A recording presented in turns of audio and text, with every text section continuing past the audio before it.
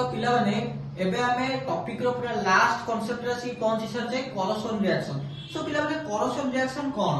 तो corrosion reaction माने होची when a metal reacts with or attack by a substance or a subtle substance is known as corrosion.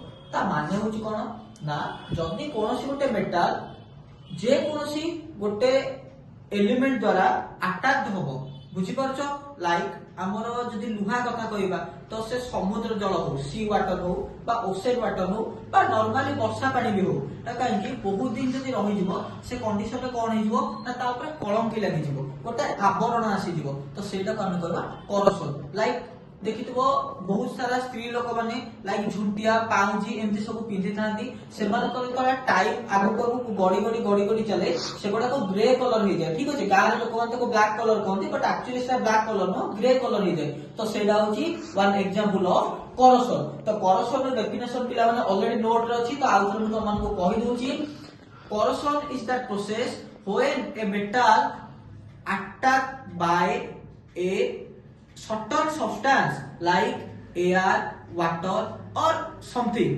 is known as corrosion reaction।